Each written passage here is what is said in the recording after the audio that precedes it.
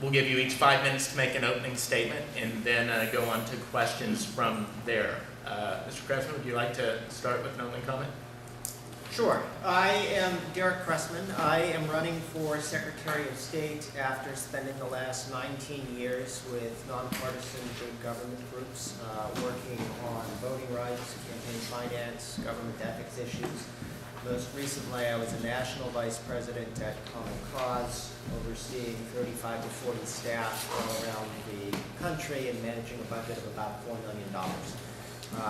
I have come to the conclusion in this work that that is a better fit, experience-wise, for what we need in the Secretary of State's office than what you gain in the state legislature in terms of being more in the executive branch and managing, as well as 19 years of policy experience. I think makes me the by far most experienced candidate in the race in any party.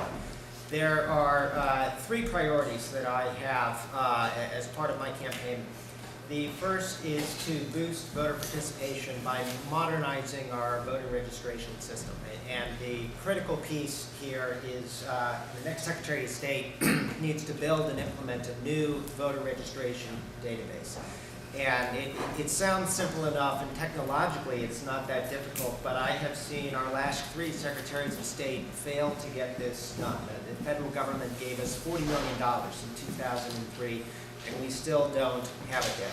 And it comes down to having someone who knows how to hold vendors accountable and manage a complex issue in staff, and have the attention to detail, quite frankly, to ride roughshod over vendors. And what's at stake is implementing some very significant reforms that I helped pass when I was at Common Cause. Things like same-day voter registration, pre-registering high school students to vote. These are the exact same reforms that we are seeing Republicans repeal in places like North Carolina because they know they work to boost voter turnout.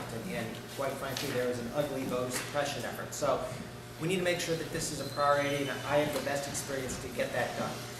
Second piece that I want to tackle is upgrading our voter information guide. It's a newsprint booklet right now sent out by the Secretary of State. I think the state that brought the world the Apple iPhone and the YouTube video can do a little bit better. Let's create a digital app version of that gives every candidate a series of online videos that they can use to make their case to the voters. I've got kind of a fun video you should check out at my website, derekcressman.com, as a way of trying to engage people in these down-ballot races that, quite frankly, don't draw a lot of attention. We could also then compile campaign finance data so you can see the top 10 funders of each candidate of each ballot measure and figure out who's really behind things. You'll all probably remember in 2010 we had this shadowy money move in from Arizona, and I led the efforts to file a complaint at the Fair Political Practices Commission that got 2 front groups for the Koch brothers fined $1.3 million. But we need to make sure voters have that information before they cast their ballot, not a year after the election. And finally, we can make it easier to vote, we can shine a spotlight on the money, but a lot of people don't feel like their voice is heard, like their vote really matters when you've got billionaires like Sheldon Adelson interviewing candidates for president right now. We have got to stand up to 5 rogue justices on the Supreme Court that are telling us that unlimited campaign spending is the same thing, and that corporations are people with constitutional rights. It's disastrous from a campaign finance policy, but quite frankly, it's just offensive to common sense of Democrats and Republicans and independents to have a Supreme Court telling us we can't govern our country, we can't make sensible rules in campaign finance. Corporations like Hobby Lobby are now telling us they have the religious freedom not to cover their health care plans for employees because they don't believe in contraception. This is nuts, and we need to push back. It's appropriate, I think, for the Secretary of State to play a leadership role here. I am calling for a statewide vote in California, like we had here in San Francisco. I worked to get Proposition G on the ballot in November 2012. 82% of San Francisco residents voted to overturn the Citizens United ruling. We need to do that statewide, and my pledge as Secretary of State is to hold a hearing in every congressional district and see if members of Congress will follow up and listen to their constituents and do what we're calling upon them to do. Marrying my wife Angela and becoming a father of 2 sons has made me even more focused and committed to improving the world we will leave to future generations. I believe our democracy is strongest when everyone participates and progress is possible when all voices are heard. I am putting these ideals and experience into action and have pledged to visit all 58 counties, to meet with county registrars, activists, and community leaders to improve our election system, and I'm halfway there. California may lead the nation on many fronts, but when it comes to voting, we have a lot of work to do. Last November, more than 10 million Californians did not vote. As activists, you know there is no magic recipe for getting 10 million eligible Californians to register and to vote. Here's a statistic you may not be aware of. According to a Pew Center report, California is ranked 48th out of 50 states in election administration. We need to do better. That's why I'm running for Secretary of State. My goal is for California to rank #1. The Secretary, I'm seeing 30 seconds. The Secretary of State of California's Chief Election Officer for protecting our citizens' fundamental right to vote, increasing voter participation, and making sure that we have a transparent, good governance process. So I cut it short, but I wanted you guys to have some background on who he was as a person. And I think that's wonderful. Thank you. There is a question, I think, that starts us off with respect to the respective candidacies. And that question is, of course, Mr. Cressman, you haven't served as an elected official before. And Senator Padilla has been a state senator, is termed out at the end of his term this year. There are many ways that you can serve the public in the state. This year, why Secretary of State? And why is that the best forum for Senator Padilla or for you, Mr. Cressman, to serve? Ms. Olague, did you have a chance to talk to the senator about why he's running for Secretary of State? No, but I think that, was it SB 360 that he authored? And I don't know if you can give more detail about that. We were just talking about it before the meeting. So. Well, thanks for the intro. My name is Brent Turner. Christina's referencing SB 360, which is a bill that Senator Padilla had passed. Governor Brown signed it into law at the beginning of the year, which allows for open source voting systems and better systems to come into certification for the state of California because it opts us out of the federal certification process. Thank you. We'll have a chance for more comments and questions, and I certainly appreciate that. That's it. If I would have known I would have been on the spot, yeah. I would have put down my wine. We're going to be on it. Thank you. That's great. And so, all right, so Senator Padilla's worked on certain of these issues in the past legislatively. Mr. Cressman, why are you running right now for this office? Well, 3 minutes. I'm running because I've worked pretty hard at Common Cause to pass some of these reforms. Same-day voter registration, pre-registration of high school students, and it will fall to our next secretary to put them into place. And after seeing 3 termed-out state senators holding this office and our last 3 secretaries of state, I have come to the conclusion that we would be better served by trying something different. Senator Padilla and previously Senator Yee, they have carried tons of pieces of legislation. If you're looking for an expert on earthquakes or plastic bags or driverless cars, I'm not your guy. But they both joined the Senate Elections Committee in 2013 after being elected to the state Senate in 2006. That's a 2-year track record of working on elections. I think it's qualitatively different than 19 years working full-time on these issues. And that is, I'm convinced, what California needs in this office with so much at stake. So it was difficult, actually, for me to walk away from my career at Common Cause. I was very proud of the accomplishments there. I was able to work nationally in 35 states across the country. But I think, I'm quite certain that we don't need another turned-out state senator leading our Secretary of State's office. We need an issue expert and someone who's committed to serving 2 full terms in this job and not using it as a stepping stone to run for the U.S. Senate or governor or something like that. Secretary Bowen, quite frankly, had much more knowledge about election issues when she came to this office. than Senator Padilla does now, and yet I feel she was a bit distracted when she ran for Congress. I have pledged I will not run for any other office while I am serving as Secretary of State. This is my life's work, this is my passion, it is what I am focused on, and I think that that's what California needs right now. What do you think that the Leland Yee indictment says about the role of money in politics, and how would that inform your actions as California's Secretary of State? Mr. Cressman, start first.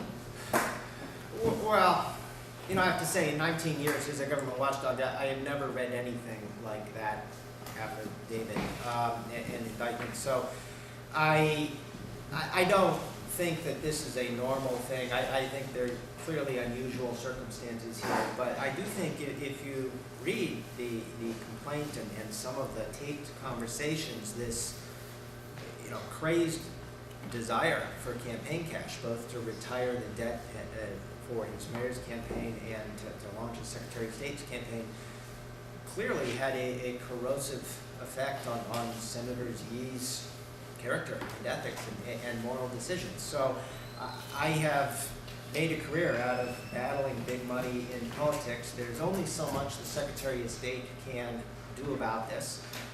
One of the things is this digital voters guide that I talked about before would at least give every candidate a way to get their message out without being as dependent upon the big money. But I've also been a longtime supporter of public financing of campaigns. And, you know, if we had that, you don't have this same need to be constantly raising funds for your campaign. And I was just made today, another candidate in the race, Dan Schnur, came out opposing public financing of campaigns, calling it a fig leaf of a reform, when what he is proposing, I think truly is a fig leaf of just banning the time you're collecting checks in the legislative session.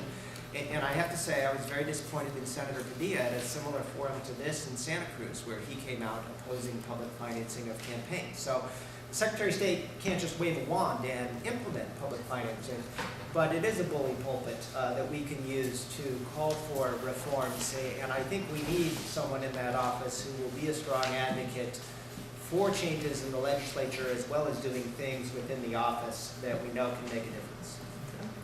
Ms. Olague? I don't have much to respond with at this time, but I will ask the senator about his comment in Santa Cruz about the public financing of campaigns, and I'll provide you with the information, his rationale behind that response. And I do want to mention that it was my idea to include the plastic bags legislation, because I think anyone who is committed to that it's also an indication that they have shared values around environmentalism and a lot of the things that we're very committed to in San Francisco. It took a lot to get that that law passed. There was a lot of opposition, but we managed to, and I think that that's an indication that that he's willing to take some chances on some issues. Now, you both commented on voter participation, and voter participation is two parts. There are two steps to voter participation. The first step is registration. And in the 2012 election, only 65.6% of Californians were registered to vote. Well, what can the Secretary of State do to increase that number, and what can Senator Padilla do as Secretary of State to do that?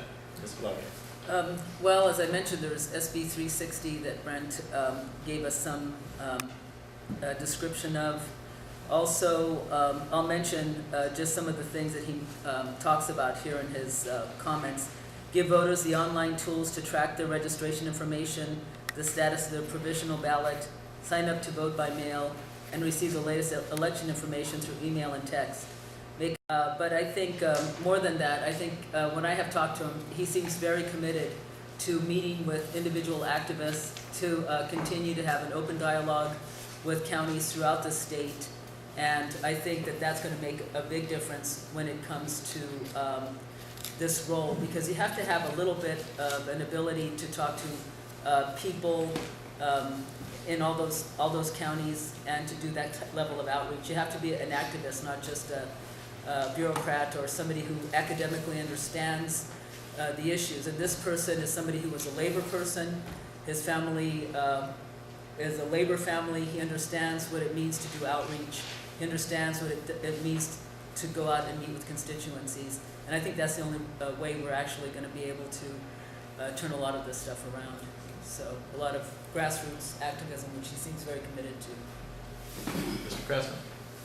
Well, Michael Alvarez at Caltech has put out a research paper indicating the single biggest thing we could do on the registration front would be same-day voter registration that I talked about before. He estimates if we fully implement that, that could see a boost in turnout by 5 percentage points, more like 9 percentage points among young people. So these are game-changing numbers for the next generation in California. And as I said before, what's holding us back is implementing this VoteCal database. And not to get too into the weeds on that issue, but it demonstrates the importance of having someone who really knows this stuff. The contract was awarded to do that by Secretary Bowen about a year ago, March of 2013. It was initially scheduled to be done by December of 2015. It's now pushed back to June of 2016. We're in danger of not having this reform in place for the November 2016 elections. The company that got the contract was called CGI, that nobody had ever heard of until last October, when it was in all the newspapers as the Canadian company that built the Affordable Care Act website. So that doesn't mean they will necessarily screw up our voter registration database, but it means they might. And it means we need to have someone who really understands this stuff, who is really fully committed to the office, who is willing to get on the phone at a CEO to CEO level and hold them accountable and test this thing before we launch it and make sure it works. It's not as simple as pushing policy through the legislature. Not that that's simple. That's an important process, and state legislators are very good at it. But it's very different than overseeing a Canadian vendor and a multi-million-dollar contract and having the staff in place to do that. So it's just a fundamentally different skill set that I don't think state senators necessarily get in their experience, and that I do have the experience, and that's what's at stake here. Well, I think certainly one thing that state senators may have a little bit more experience with is getting voters out, even though the politicians are out there constantly doing that. In 2012, we saw only 57.5% of Californians showing up at polls. In the mayor's race in San Francisco the year before, it was something closer to 30%. Registration's only half the issue. Is there anything the Secretary of State can do to increase turnout among registered voters? Mr. Cressman, would you start with that? Well, if you look at turnout in Senator Padilla's district, it's one of the lowest among the state. So I'm not sure that elected officials are necessarily that good at, or that they necessarily spend that much time on it when they're in a safe seat. If you look at surveys, the number 2 reason that non-voters give, in particular Latino voters give for not voting, is they don't feel like they have reliable information. And this is something the Secretary of State can address. It goes back to the idea I talked about of the digital voter's guide. Let's have some videos that you can use in English, in Spanish, in multiple languages to explain what you're all about as a candidate in plain terms, in simple language. Let's have ballot measures be able to say, hey, here's what this is all about. This is what a yes vote means, as opposed to the guide now, which is almost intimidating to some voters. You feel like you have to read the full text of a ballot measure before you're qualified to vote. So this is an area that the Secretary of State can make a big difference on, is improving voters' confidence that they can make an informed decision through the official voter information guide. But I think a lot of it is demonstrating that you're willing to stand up for voters and listen to them and make their vote count. And when voters look at the state Senate right now, that is not how they feel. They see 3 state senators, awash in scandal. They see other state senators spending all their time raising money. They see the state Senate failing to pass single-payer health care, failing to deal with the issue of fracking in a meaningful way.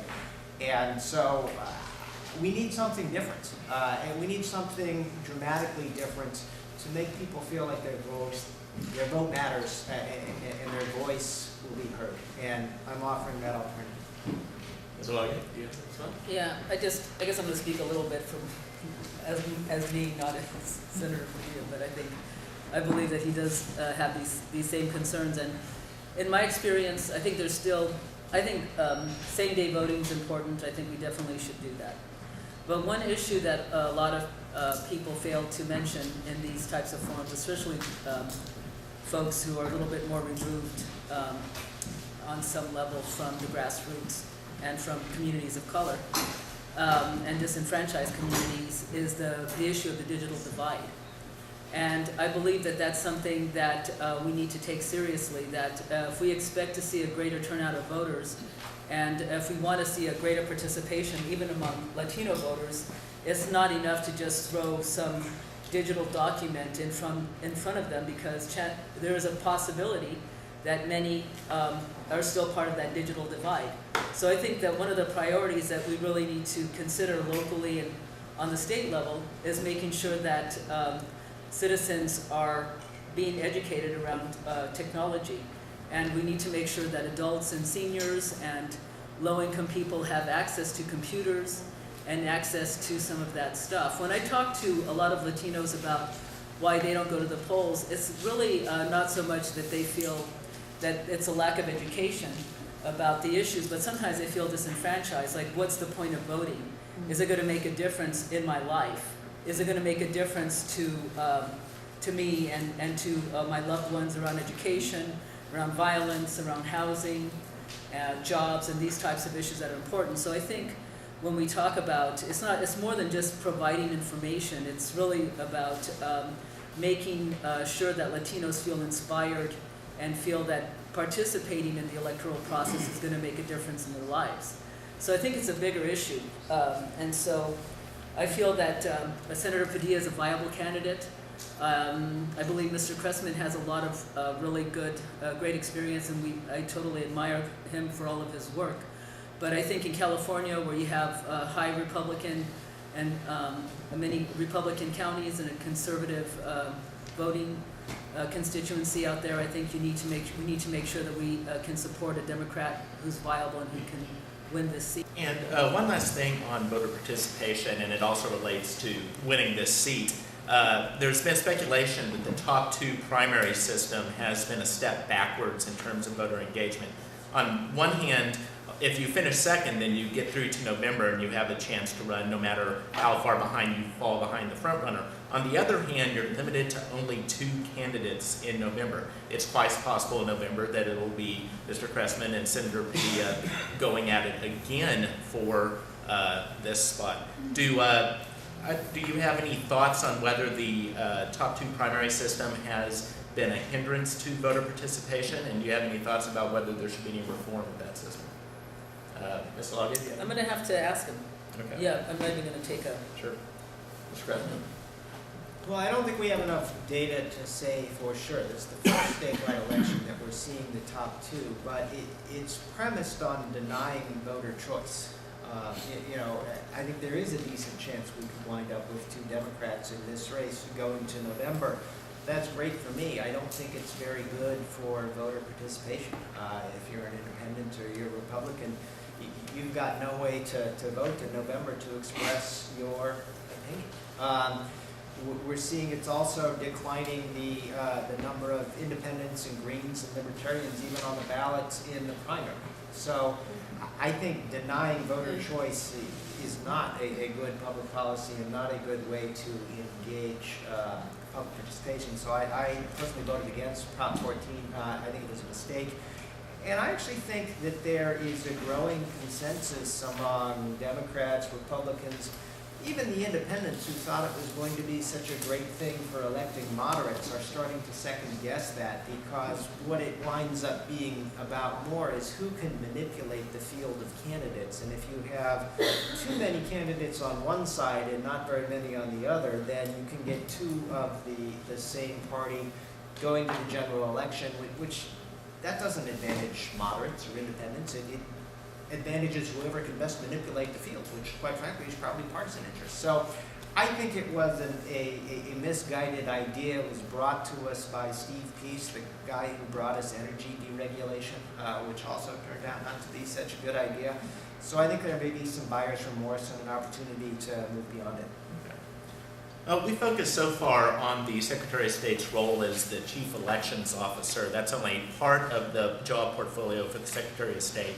I, for example, am a corporate transactional attorney. Don't let anyone know They won't talk to me. And as a result, I make a lot of filings with the Secretary of State's office. And a lot of my colleagues express frustration with California filings, particularly in comparison with filings in other states like Delaware. It takes a long time. You can't get any evidence back for a long time. It's a long time to process. When you're working on a transaction, that's just rough for business. What changes, if any, would you make to the Secretary of State's office with regards to the business filings and other corporate matters that the Secretary of State oversees? Mr. Cressman. Well, it's just embarrassing for California. Again, a year ago it was taking an average of 43 days to incorporate a new business in California. And part of that was because we had an economic collapse and a budget crisis, and the legislature raided some of the funds from the Secretary of State's office that is used to process new corporate registrations. But part of it is because we are using a way antiquated system that is still relying upon paper 3x5 index cards to keep track of trademarks and other part of the process. Now, as with the voter registration, this is again something that Secretary Bowen has started, but which will fall to the next secretary to complete. She's issued an RFP to automate this process so it can be done online, like Texas does and other states do, so you could get your corporation chartered in 2 or 3 days instead of 43. To her credit, that backlog, and to the legislature's credit, they got the backlog reduced by restoring the funding over the summer. But we're still doing a lot of manual keyboarding in a labor-intensive process, in a process that's prone to mistakes, and in a process that takes time even when it is adequately staffed. So it's another somewhat mundane but incredibly important role that the Secretary of State plays that quite frankly not very glamorous. It's not the kind of thing that's going to be your key platform when you run for the U.S. Senate, but it matters to people in your world and in California who are trying to start a new business, trying to sign a lease, trying to hire somebody, and they're waiting for this paperwork. So it's unacceptable. That's a second big IT project in addition to the VoteCal thing that I talked about before. You may have another question on this, but a third one is Cal Access dealing with our campaign finance and lobby disclosures. Again, a process that has begun under Secretary Bowen that we need to make sure gets completed, and you need to have the management skills in place to get that done. Ms. Olague? Yeah, I'll just read directly from some of these. Voters have the right to know how campaigns are financed. In California, the public learns about campaign finance through the Secretary of State's database known as Cal Access, which provides information about donations and expenditures of candidates, donors, and lobbyists. In December 2011, Cal Access crashed and was unusable for a month. The system relies on software that is almost 20 years old. As Secretary of State, he will give voters the online tools to track their registration information, the status of their provisional ballot, sign up to vote by mail, and receive the latest election information through email and text. Thank you. Are there any questions in the audience that we can ask real quickly? Bob? Mr. Cressman, this is not a nonpartisan office. So do you consider yourself a technocrat first or Democrat first? I'm a registered Democrat. I've been a registered Democrat since 2006. I do not consider myself a technocrat at all. I think of myself as an advocate for voting rights and campaign finance reform. I'm being transparent in this race about my beliefs as a Democrat, as an environmentalist, as a supporter of gay rights, and a whole host of things that are on a whole host of questionnaires that I posted on my website.